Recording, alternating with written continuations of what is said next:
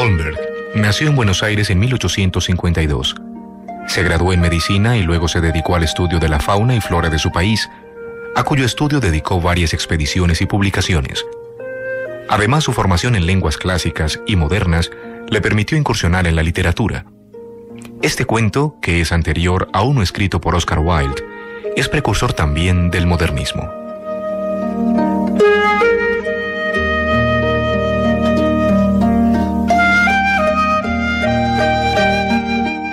El ruiseñor y el artista.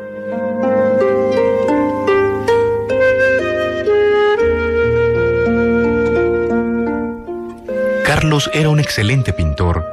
¿Quién se atrevería a dudarlo? Nadie como él sabía dar a la carne esa suavidad aterciopelada que invita a acariciar el lienzo, ni delinear esos blandos contornos femeninos que se pierden en la fusión de las curvas, ni prestar a las medias tintas mayor armonía con el claroscuro y el tono resaltante de los golpes de luz. Carlos pintó cierto día un bosque de cedros, y era tan viva la ilusión producida por el contraste de las líneas y de los colores, que se creía oír el murmullo de las agujas de aquellos, cantando en coro un himno a la naturaleza. Y aunque los vientos yacían encerrados en sus profundas cavernas, el mágico poder del arte los despertaba para derramarlos sobre aquella creación de un espíritu superior. Las montañas con sus moles azuladas, recortando el horizonte, las azucenas blancas levantándose del fondo por una extraña penetración de luces, las hierbas alejándose en una perspectiva suave, los arroyos estremeciéndose al contacto de las auras, los vetustos troncos precipitándose pulverizados por la acción de los años y encerrando las sombras en sus cavidades carcomidas, las nubes coloreándose con el beso del poniente o de la aurora, los surcos vengativos del rostro de Medea, la severa majestad de Júpiter en una creación olímpica, el hambre, la desesperación y la esperanza de lo incomprensible fisonomía del náufrago. Todo esto y mucho más, llevado a la perfección de la verdad, del grito de la naturaleza, por el lienzo ante la fuerza del genio atrevido, todo este conjunto evocado en extrañas creaciones, hacía de Carlos un ser original, eminentemente visionario. Había limitado a la naturaleza, estrechándola en los reducidos límites de su paleta, y la naturaleza vencida, subyugada por el arte, se complacía, según opinaba Carlos, en proporcionar a sus pinceles el atributo de la inteligencia. Mis pinceles, decía Carlos, se mueven solos. Yo les doy color y ellos pintan. Durante algún tiempo, las producciones se siguieron sin interrupción, de tal modo que en el taller del artista se acumulaban los lienzos sin que otras miradas que las de los amigos íntimos pudieran penetrar en el santuario de las musas. Pero de pronto se paralizó la actividad de Carlos. Los colores extendidos en la paleta se secaron llenándose de polvo. Los pinceles se endurecieron y el caballete soportó el peso del lienzo comenzado, rechinando de dolor. Causa realmente aceptable si recordamos que en aquel taller había algo sobrenatural que daba vida aún a los mismos objetos por lo regular inanimados. Pero, ¿qué había en aquel lienzo comenzado? ¿Qué nuevas combinaciones soñaba Carlos no interpretadas por sus pinceles? ¿Acaso se había desligado el vínculo que le unía con sus fieles instrumentos y este abandono amortiguaba su vida de colores y de formas? No. En el lienzo no había nada, o si queréis, no se veía otra cosa que el fondo sobre el cual debían resaltar las imágenes no contorneadas aún. Y aquel fondo, menester es confesarlo, no valía el trabajo que había dado.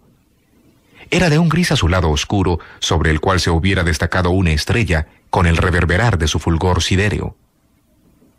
¿Qué se iba a pintar allí? ¿Lo sabía Carlos? Parece que sí y que no. Que sí porque se notaba en él cierta insistencia no acostumbrada en atacar aquella monotonía, pero el pincel caía de su mano y el desconsuelo se apoderaba de su rostro valiente e inquieto. Que no, porque al preguntárselo ignoraba qué responder. Cansado al fin de sus inútiles ensayos, reposó. Pero este reposo fue efímero. Era evidente que algo le preocupaba, y ¿quién mejor que un amigo para arrancar el secreto y procurar el remedio? Corrí a su casa, y en el momento de ir a tocar el llamador, apareció en el segundo patio la vieja negra que le servía. Al ver su traje color chocolate, y el pañuelo de coco punzó con discos blancos que ceñía su... iba a decir cabellera, pero pasé, y el índice derecho colocado en sus robustos labios y el aire de azoramiento y de misterio con que se había revestido el rostro, despertó involuntariamente en mi espíritu la imagen de un Harpócrates, sofisticado por alguna hada maléfica. No sé lo que me sorprendió al entrar en la casa, pero algo muy extraño sucedía allí. ¿Qué hay?, le pregunté cuando se hubo acercado. El amito está muy malo. ¿Carlos? ¿Y quién otro va a ser?, dijo abriendo la reja. Lléveme a su cuarto. Entre no más, pero no haga ruido porque se ha quedado dormido. ¿Y qué es lo que tiene? Hacía más de una semana que no dormía y ayer le ha venido una fiebre muy fuerte. Otra vez mándeme avisar porque si no... La niña dijo que no lo molestara. ¿Qué niña? La niña Celina, su hermanita. ¿Está Celina aquí? ¿Cuándo ha venido? Ayer temprano. En el aposento que precedía al de Carlos, estaba Celina sentada en un diván, hojeando una porción de manuscritos borroneados que había colocado sobre una mesita chinesca que tenía a su lado. ¿Eres tú?, me dijo poniéndose de pie. ¿Y por qué no me has hecho avisar que tu hermano estaba enfermo? Ah, te creía muy ocupado. Razón más para venir. Si Celina hubiera sido hija de Carlos o encarnación resucitada de alguno de sus cuadros, se podría haber dicho que era la creación más bella y más perfecta del artista. Pero era su hermana, y yo me complací en ser amigo de los dos. Acerquéme al lecho del enfermo. Dormía. Una débil vislumbre le iluminaba el rostro, y creí leer en las contracciones de su frente y en las crispaciones de sus dedos que una idea violenta le agitaba. Toméle el pulso. La arteria era una corriente de lava palpitando bajo un cutis de fuego. Mucha fiebre, ¿no es verdad?, dijo Celina, ocultando una lágrima furtiva, de esas que se esfuerzan en iluminar los ojos, sin que las evoque otro deseo que el de que permanezcan ocultas. Mucha idea, contestéle, más conmovido al ver su lágrima que al contemplar a Carlos devorado por un volcán del espíritu. Calmará, ¿no es cierto? ¿Y quién lo dudaría? Dejémosle tranquilo. Ven, ayúdame, dijo volviendo al aposento que ocupaba cuando entré. ¿Y qué buscas en este torbellino? Algo que me aclare sobre la causa de esta fiebre. ¿Que te aclare Celina? ¿Y por qué no? ¿No puede haber alguna frase interrumpida, algún párrafo explicativo que arroje aunque sea un resplandor? Celina tenía razón. Entre aquellos manuscritos que comenzábamos a clasificar, se colocaron las cartas tiernas a un lado y las invitaciones a funeral junto a ellas. Luego algunos apuntes históricos, los trozos en prosa, el último término con los borradores de músicas incompletas.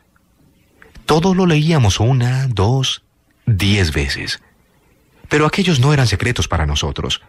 Carlos siempre había llevado el corazón visible para su hermana y para sus amigos.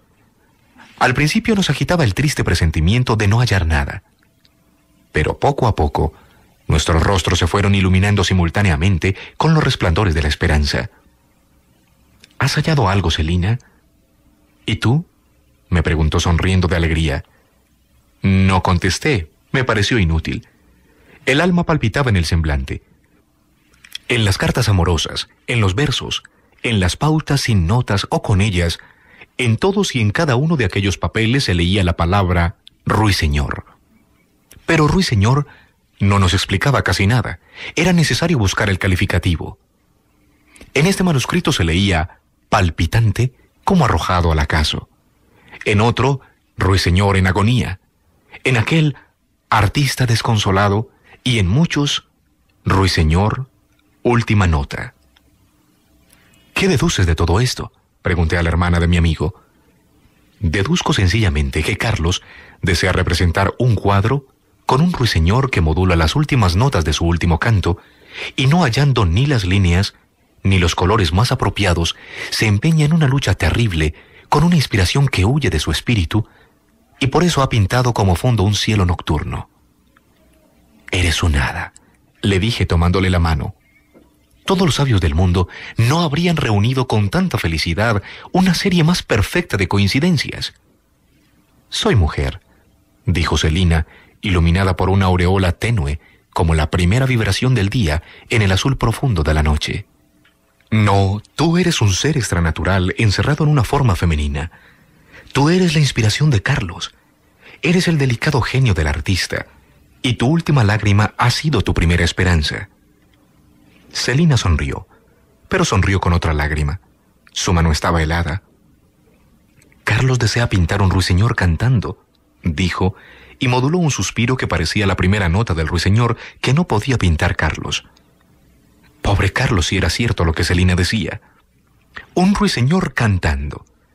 ¿Acaso bajo el color extendido sobre el lienzo podía palpitar un corazón lleno de fuego, una garganta de vibración argentina? ¿Pero qué digo? ¿No había oído ya el murmullo de los cedros al combinarse los colores por un extraño consorcio de la fantasía y de la realidad? ¿No se movía la nube que los pinceles de Carlos estampaban en la tela? Y en aquellos cielos donde volaba el águila de Júpiter, ¿no se difundía la luz del Olimpo como el perfume en torno de la magnolia? Sí, Carlos hará estremecer la garganta del ruiseñor y un torrente de notas puras, vibrantes, apasionadas, brotará del color y de la forma. Prometeo de la pintura dará la vida a su creación audaz. Era evidente que los pinceles ya no pintaban solos. Era incuestionable que agonizaba la inspiración del artista. ¿Y Celina? ¿De qué te sirve, infeliz, el caudal de cariño que para él atesoras si la fiebre le devora ante el arcano? Largo tiempo hacía que me hallaba sumergido en estas reflexiones y hubiera permanecido así mucho más, a no haber tomado mi espíritu otro vuelo y mi cuerpo experimentado una sensación de placer infinito, porque oí un nuevo suspiro, pero esta vez más tenue, más puro, más angelical, más etéreo. Tal vez los serafines, deliciosa creación de algún poeta de los desiertos, no tienen una nota más sublime para cantar en el empíreo. Miré en torno mío y no vi a Celina. La llamé y nadie contestó. Corrí de aposento en aposento y mis pesquisas fueron inútiles. No sé qué vacío tan grande sentí en el corazón. Las tinieblas absolutas absorbiendo la luz eterna no habrían arrancado de mis labios ni un lamento, ni una queja, ni siquiera una maldición. Pero aquella ausencia de Celina me la dio un alma infinita para que fuera infinito mi dolor. Y era porque un negro presentimiento voló sobre mi espíritu, accesible un instante a la esperanza, como la nube que presagia los grandes cataclismos de la atmósfera.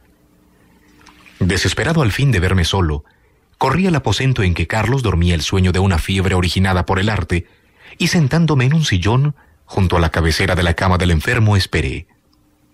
Frente a mí estaba el caballete y el lienzo comenzado, y los útiles del pintor desparramados en las sillas.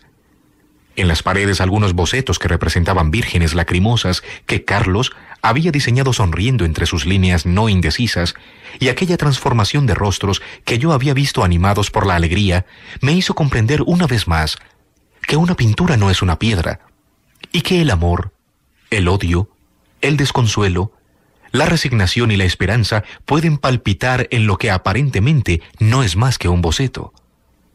En una mesita que había junto a mí se veían algunos libros. Examiné los títulos y con agradable sorpresa leí La Biblia, El Cosmos de Humboldt, Novena a Nuestra Señora, La vida de Jesús de Renan, Las delicias de un panteísta y diversos otros. Si de la fusión íntima de estas obras resultara una ciencia, podéis estar seguros que su primer adepto sería Carlos. Un rayo de luna se deslizó a través de los cristales y creí adivinar una figura deliciosa formada por las hebras de aquel rayo. Me puse de pie. Quise beber aquel espíritu que bajaba del cielo, y no era más que el rayo de la luna a través de los cristales y las amapolas del sueño que se filtraban en mis pupilas. Mi espíritu ordenaba el reposo de mi cuerpo, y el cuerpo obedeció. Recostado en el sillón, con la cabeza apoyada en la mano, sentí que los párpados daban tregua a las fuerzas de la vista. Pero el recuerdo velaba, y me pareció que evocaba extraordinarias imágenes. ¿Queréis permitirme reproducirlas? Era una tumba de mármol, envuelta en ondas de jazmín y madreselva. Un féretro en la tumba, y violetas en torno. Perfumes en el aire. Un ángel en el féretro. Un nombre en la corona de siempre vivas. Celina.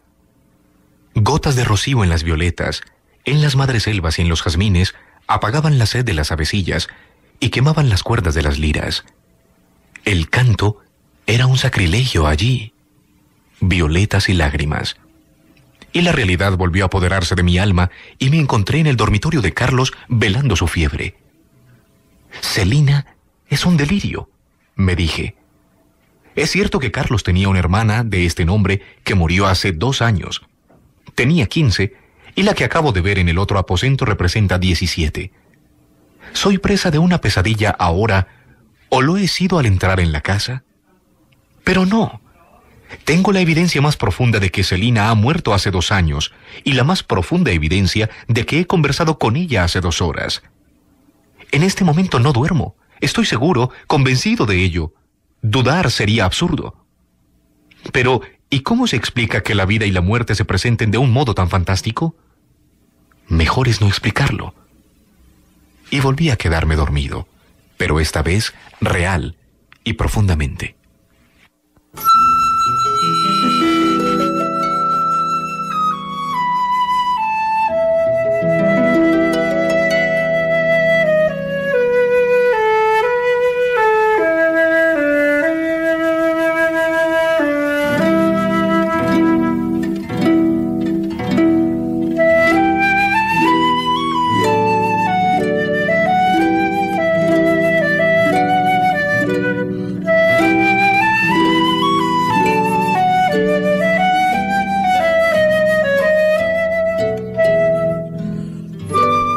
¿Cuánto tiempo dormí? Yo no lo sé.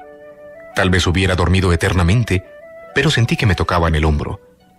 Era Carlos, que se había levantado de la cama y envuelto con una sábana. Su elevada estatura, la palidez de su semblante, los ojos animados por un brillo fatídico, los labios estremeciéndose como las hojas de un álamo que el viento acaricia, su cabellera en desorden y el brazo extendido en dirección al cuadro con misteriosa postura, la luna iluminándole de lleno y haciéndole representar la imagen de un espectro, tal fue la escena que contemplé al despertar. Experimenté algo semejante al terror. «¿Oyes?», me preguntó señalando siempre el cuadro. «Cálmate, Carlos. Te sientes mal y voy a darte una cucharada del jarabe que te ha estado dando Celina durante el día». «¿Oyes?», volvió a preguntarme. Ante aquella insistencia escuché. Un gorjeo suave, imperceptible, como el que producen los pajaritos al amanecer, parecía salir del cuadro. ¿Qué misterio era aquel? Miré a Carlos y me aterró su semblante convencido. Dirigí la vista al cuadro que el artista contemplaba extasiado y vi que se llenaba de ramificaciones negras. Si pudiera haber relámpagos negros, diría que aquellas ramificaciones eran relámpagos. Un bosque dibujado en un segundo.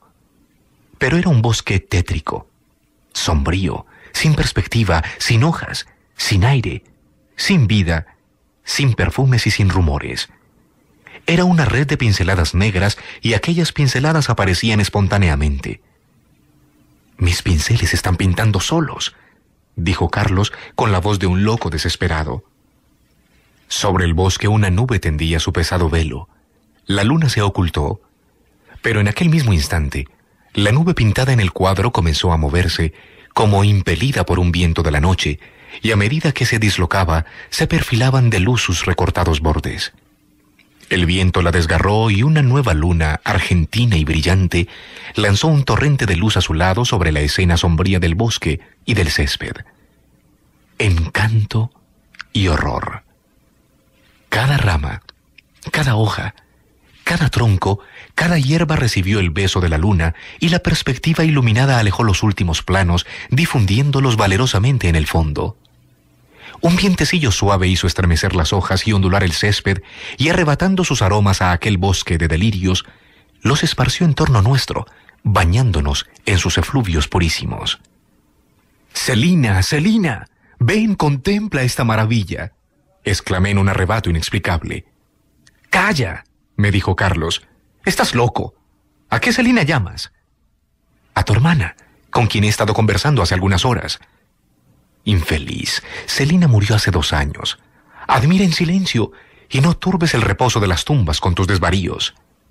Aquellas palabras eran una evocación. No tuve tiempo de responder.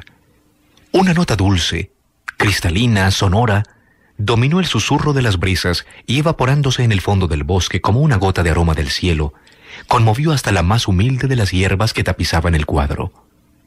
Y aquella nota, lágrima de esperanza, tenía todo el sentimiento, todo el diapasón, toda la vida que un momento antes había expresado Céline en un suspiro. El artista de las formas dominó al poeta del arte y el naturalista dominó al arte y al poeta. ¿Dónde está el ruiseñor?, preguntó Carlos hablando consigo mismo. Aquí, se respondió, señalando un ramillete de hojas junto al cual estaba el alado cantor. El pico abierto, la garganta obstruida, el plumaje erizado y bañado de luz, las alas moviéndose convulsivamente, tal era el aspecto que presentaba la avecilla de humilde plumaje y canto del cielo. «¡Canta! ¡Canta!», le dijo Carlos. «¡Canta, canta! Porque tu silencio me arrebata la vida». Dos perlas de luz bañaron los párpados del ruiseñor y después de brillar un instante, volaron al cielo. Eran dos lágrimas.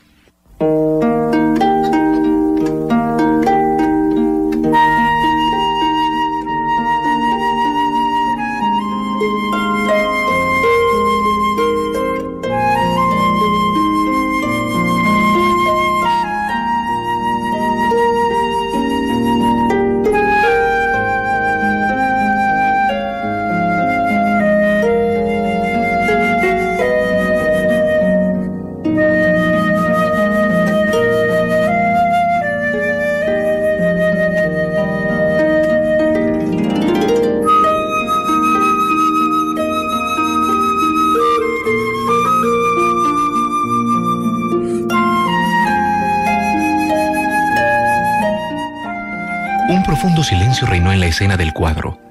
Las nubes detuvieron su vuelo vaporoso y los árboles del bosque inclinaron sus ramas. La naturaleza se preparaba a escuchar. El ruiseñor dejó oír una nueva nota, pero esta vez produjo una impresión tan extraordinaria en el espíritu de Carlos que su rostro no pudo ocultar el sentimiento evocado. Y esta nota, preludio de amor y de esperanza, comenzó a decrecer, elevándose en la escala, como vibra la cuerda de una cítara, cuya longitud disminuye bajo la rápida presión sucesiva de la mano que la impulsa. El ruiseñor repitió varias veces esta escala sin interrupciones, cuyas últimas notas fueron a perderse, cual ecos agonizantes, en aquel templo sombrío que el misterio había elevado para reunirlas, difundiéndolas en un medio sutil. A la escala siguió un trino prolongado, y cuando éste apagó sus vibraciones, el ruiseñor había llegado al diapasón más alto de su fuerza. Se había lanzado a él como la catarata que se precipita al fondo de un abismo, y deteniéndose un instante, vuelve a elevarse en vapores impalpables para desvanecerse luego en el aire invisible. Nuevos esfuerzos produjeron nuevos sonidos, pero el instrumento no vibraba con la misma intensidad. El océano borrascoso se había transformado en fuentes apacibles, y tranquilas corrientes de melodía brotaban de aquel abismo de vibración. La llama de la vida se apagaba en aquella lámpara de sentimiento, y el alma del ruiseñor iba a volar al cielo donde estaban sus lágrimas. Y a medida que el sonido decrecía, Carlos se aproximaba al templo en que cantaba la avecilla, y era tal su exaltación que olvidé por un instante la escena misteriosa para tomarle el pulso. Era un infierno de latidos. Dirigí la vista al cuadro. El ruiseñor, como herido por una mano invisible, estaba tendido en la rama en que cantara, y las alas extendidas, palpitantes aún, revelaban que la muerte le absorbería en breve. Y así, debilitado para desafiar al imposible, exhaló su última nota, su última expresión de melodía, como la ola que, no pudiendo arrancar la roca inconmovible, se lanza sobre ella y expira blandamente en la arena de la playa. Lira sin cuerdas, templos sin cánticos, antorchas sin luz y sin aromas, el ruiseñor cayó de rama en rama y, como un cuerpo inerte que no sensibiliza el choque, precipitóse agonizante aún sobre el mullido lecho de césped que tapizaba el suelo del bosque.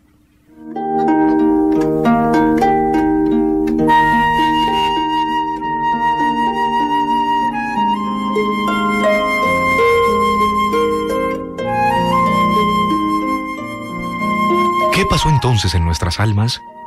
Yo no lo sé. Pero si la locura trae consigo la pérdida de la memoria, la muerte del ruiseñor nos había enloquecido. No sé lo que vi, no sé lo que escuché, no sé lo que sucedió. Tengo una vaga idea de que el cuadro se iluminó con los resplandores de una luz que parecía del cielo y que oí un coro de ángeles que bajaban del empíreo y que arrebataron el alma del ruiseñor. Pero es una idea tan vaga. Tal vez lo habré soñado.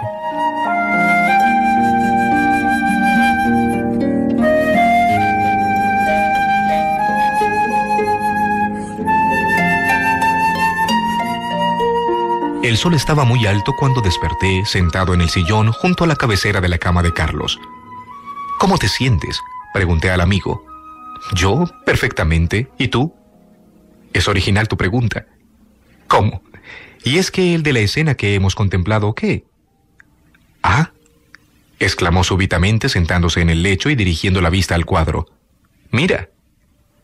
Un rayo de sol bañaba el cuadro y el bosque, iluminado por los velos de su luz, sonreía entre sus hojas de esmeralda y en su césped florido, y en el manso arroyo, y en los lejanos montes. Hay cosas que no se explican porque no se puede ni se debe explicarlas.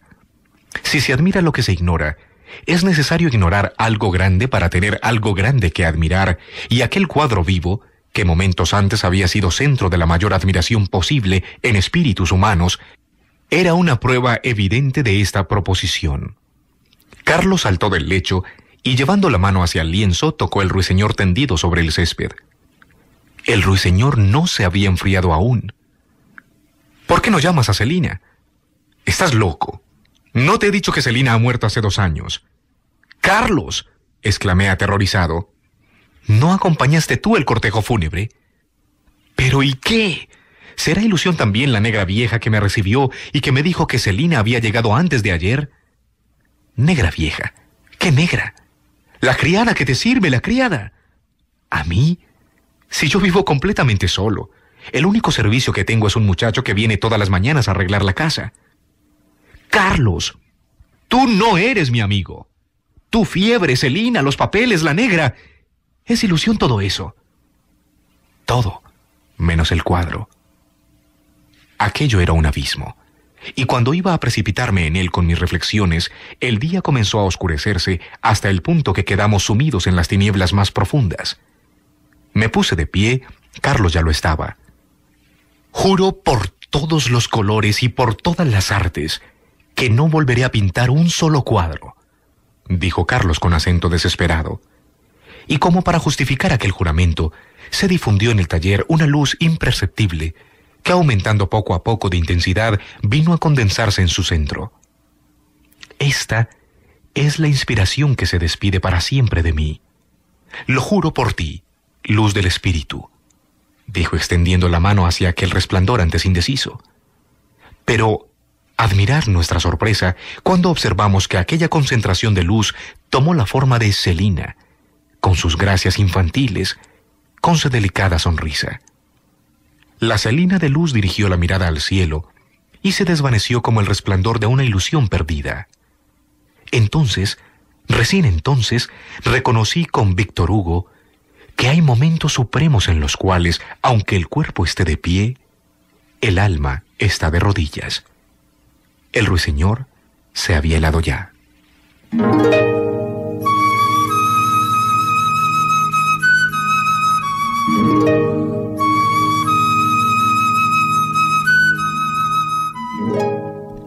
En Literatura para Oír les hemos presentado El científico como artista.